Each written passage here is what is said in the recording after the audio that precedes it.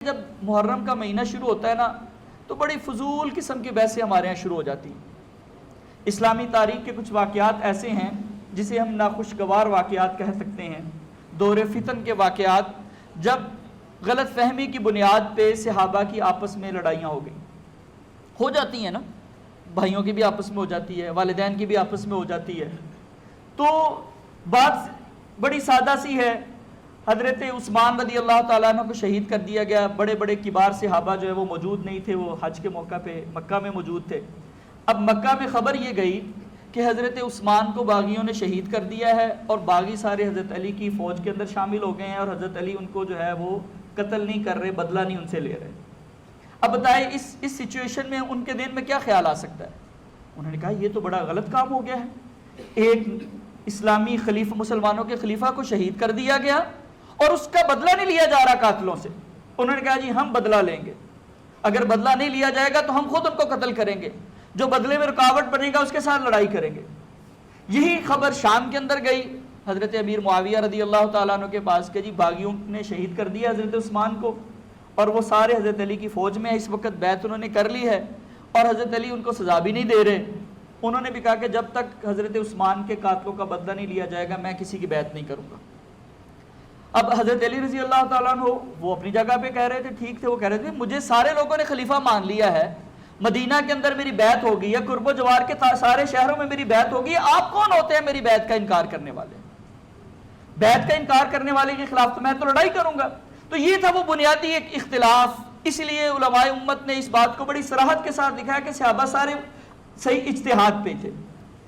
مجتہد جو ہوتا ہے وہ اگر غلطی بھی کر لے اپنے اجتہاد کے اندر تو اللہ تعالیٰ اس کو بھی ثواب دیتے ہیں، کیونکہ اس کی نیت ٹھیک ہوتی ہے۔ تو یہ اتنی سی بات تھی جس پہ اختلاف ہوا۔ اب ہمارے ہاں اس کو اتنا بڑھایا جاتا ہے، اس پہ اتنی گفتگو کی جاتی ہے کہ سب سے پہلی بات تو یہ دیکھنے والی ہے کہ صحابہ کی زندگی میں کوئی یہ دو چار واقعات تو نہیں ہے جس پہ ہم نے گفتگو کرنی ہے۔ ان کی اگر آپ زندگی کا مطالعہ کریں، ابتدائی اسلام سے لے کے تقریباً پہلی پوری صدی کسی نہ کسی صورت میں صحابہ وہ موجود رہے ہیں کچھ نہ کچھ تعداد کے اندر، تو ان کی ریاستیں، ان کی عبادتیں، دین کے لیے ان کی قربانیاں، ان کا پیغمبر علیہ السلام کا ساتھ دینا، ہجرتیں کرنا، اپنے گھر بار کو چھوڑنا، رات کو ان کے مصلے پہ کھڑے ہونے کا تذکرہ تو قرآن کرتا ہے نا، تراہم رکعا سجدا یبتغون فضلا من اللہ ورضوانہ۔ صرف قرآن نہیں کرتا، تورات کے اندر بھی یہ تذکرہ موجود ہے۔ انجیل ان کے کردار کی گواہی دیتی ہے، آسمانی کتابیں ان کی عظمت کی گواہی دے رہی ہیں۔ ہم ساری چیزوں کو ختم کر کے، بھول کے، کنارے پہ لگا کے صرف اور صرف ان کی زندگی کے چند واقعات کو دین ہم نے بنایا ہوا ہے۔ یاد رکھیے کہ جو بندہ صرف اور صرف انہی واقعات کو ہر وقت بیان کرتا رہتا ہے، اچھالتا رہتا ہے، باقی صحابہ نے جو دین سکھایا، دین کے لیے جو قربانیاں دیں اور جو فتوحات کی، اسلام کا جھنڈا لے کے کہاں کہاں تک نہیں پہنچے، افریقہ کو فتح کیا، مصر کو فتح کیا، آپ کے ایشیا کے بہت سارے علاقے فتح کیے، جو اتنی قربانیاں دین کے لیے، وہ ساری نظر انداز کر کے ان چند واقعات پہ ہی وہ سمجھے کہ بس میں بڑا کوئی دین کا کام کر رہا ہوں، تو وہ ایک نئے راستے پہ ہے، ایک ایسے راستے پہ ہے جو امت کا راستہ نہیں ہے۔ اور آپ بھی اگر یا میں بھی باقی ساری ان کی زندگی کے پہلو چھوڑ کے اور اس کو نظر انداز کر کے بس چند باتوں پہ گفتگو شروع کر دیں گے تو ہم بہک جائیں گے۔ تو اس لیے اللہ تعالیٰ نے ہم سے یہ سوال نہیں کرنے۔ ہاں اگر کسی نے عقائد کو بہت اچھے طریقے سے سمجھ لیا ہے، اس کو دین کے سارے احکام بھی پتہ چل گئے ہیں، اس کو اپنی زندگی سے متعلقہ ساری دین کی چیزیں پتہ چل گئی ہیں، وہ تاجر ہے، تجارت کے سارے، اس نے سارا دین سیکھ لیا ہے، اب اس کو ٹائم اس کے پاس اور بھی باقی ہے، وہ سمجھتا ہے کہ یار مجھے تھوڑا سا تاریخ کا مطالعہ بھی کر لینا چاہیے۔ یہ تاریخ کی بات ہے نا کہ کون کیا کر رہا تھا، کس نے کس کا ساتھ دیا، کس نے کیوں ساتھ دیا، کیوں نہیں ساتھ دیا، یہ سارے ہسٹری کے معاملات ہیں نا۔ تو اب وہ چاہتا ہے کہ میں تاریخ پڑھ لوں تو پڑھ لے، اس میں کوئی حرج والی بات نہیں ہے، لیکن دین کے بنیادی احکامات کا علم نہیں ہے، عقائد کا پتہ نہیں ہے، عقائد کی تعلیم میں بالکل کورے، اپنے گھر والوں کے حقوق کیا ہیں دین کے مطابق اس کا بالکل پتہ نہیں ہے، ہمیں معاشرے میں اسلام کس طرح رہنے کا حکم دیتا ہے اس کا کوئی پتہ نہیں ہے۔ نہیں جی وہ جو 14 صدیاں پہلے واقعات ہوئے تھے ہم نے ان کی تحقیق پہلے کرنی ہے، تو یہ گمراہی کا راستہ ہے۔ تو اس لیے ہر چیز کو اس کے مقام پہ رکھنا چاہیے، ہر چیز کو اس کے مقام پہ رکھنا چاہیے۔ میں مثال کے دیتا ہوں، حضرت عمر رضی اللہ تعالیٰ عنہ سے محبت ہمارے دین کا حصہ ہے، ایسے ہی ہے نا۔ لیکن اگر کسی کو یہ نہیں پتا کہ حضرت عمر کو کس نے شہید کیا ہے، اس کے پیچھے کون تھا، اس کا سبب کیا تھا، تو اللہ تعالیٰ کا قیامت والے دن اس کو پوچھیں گے بتاؤ حضرت عمر کا قاتل کون تھا؟ تمہیں نہیں پتا تو لہٰذا تمہیں سزا ملے گی؟ نہیں. ہاں اللہ یہ پوچھیں گے کہ تمہیں عمر فاروق کی محبت اللہ کے رسول سکھا کے گئے تھے، ان کا مقام بیان کر کے گئے تھے، وہ تمہیں کتنا کو پتا ہے؟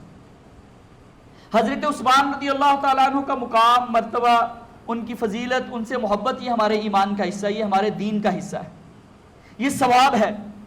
لیکن اگر کسی کو یہ نہیں پتا کہ حضرت عثمان کو کس نے شہید کیا ہے، کون کون لوگ تھے، سازش کس کس کی تھی، کون اس میں شامل ہوا، اس کے بعد کانسیکوینسز کیا نکلے، تو کیا قیامت والے دن اللہ تعالیٰ اس سے پوچھیں گے کہ تمہیں حضرت عثمان سے محبت تھی تو تم نے ان کے قاتلوں کے بارے میں تحقیق کیوں نہیں کی؟ اسی طرح حضرت حسین سے محبت رضی اللہ عنہ، وہ ہمارے ایمان کا حصہ ہے، جن کو سیدہ شباب اہل جنہ اللہ کے رسول کہہ گئے ہیں. اور حضرت ابوبکر فرماتے ہیں رقبوا محمدا فی اہل بیتہ، تم محمد صلی اللہ علیہ وسلم سے محبت چاہتے ہو تو ان کے اہل بیت سے محبت کرو. تو وہ تو ہمیں سکھائی ہے، ہمارے دین کا حصہ بنا دی گئی ہے. لیکن اگر کسی کو یہ نہیں پتا کہ جو ہے حضرت حسین کو شہید کرنے والا کون ہے، وہ یزید تھا یا کوفیوں نے کیا تھا یا گورنر کا فیصلہ تھا، تو کیا اللہ تعالیٰ قیامت والے دن آپ کو پوچھیں گے کہ تم نے کیوں نہیں تحقیق کی تھی کہ ان تینوں میں سے کون سا گروہ ٹھیک تھا؟ تو میرا عرض کرنے کا مقصد یہ ہے کہ جب آپ کے پاس دین کا سارا علم آ گیا ہے، بنیادی احکامات آپ نے سیکھ لی ہیں، اب اگر آپ تاریخی معاملات پہ بھی گفتگو کرنا چاہتے ہیں، کچھ سیکھنا چاہتے ہیں، پڑھنا چاہتے ہیں تو پڑھ لیں، کوئی مسئلے والی بات نہیں ہے. لیکن ساری چیزوں کو چھوڑ کے، دین کا علم بالکل چھوڑ کے آپ کہیں کہ نہیں نہیں سب سے پہلے میں نے اسی بات کی تحقیق کرنی ہے، تو یہ اللہ نے ہم سے کو قیامت والے دن سوال تو نہیں کرنا نا. ہاں اللہ تعالیٰ حضرت حسین سے محبت کا سوال کریں گے، وہ ہمارے دین کا حصہ، اس کا ثواب ملے گا، وہ ہمارے نامہ اعمال میں تولی جائے گی کہ آپ کو ان سے محبت کتنی زیادہ تھی. لیکن اس تاریخی واقعے کے بارے میں اگر آپ کو بہت زیادہ معلومات نہیں ہیں، آپ کسی ایک نتیجے پہ نہیں پہنچ پاتے کہ ان میں سے کون سا ہسٹورین ٹھیک کہہ رہا ہے، جو کہتے ہیں یزید نے قتل کیا اس کا موقف ٹھیک ہے، یا جن کا خیال ہے کہ گورنر کا ذاتی فیصلہ تھا ان کا موقف ٹھیک ہے، یا جن کا خیال ہے کہ کوفیوں نے شہید کر دیا ان کا موقف ٹھیک ہے، یہ تین موقف ہے نا تاریخ میں، تینوں طرف مورخین اپنے اپنے دلائل دیتے ہیں. تو اگر آپ ان میں سے کسی ایک نتیجے پہ نہیں بھی پہنچ پائیں گے تو اللہ قیامت کو آپ کو نہیں پوچھیں گے. تو اس لیے فضول بحثوں میں اپنے وقت کو ضائع آپ نے نہیں کرنا. اس کا ایک سب سے بڑا نقصان کیا ہوتا ہے کہ جب ہم اس طرح کی گفتگو میں پڑھتے ہیں تو لامحالہ طور پہ بعض دفعہ زبان سے ایسے الفاظ ادا ہو جاتے ہیں جو ہماری آخرت کو خراب کر دیں گے.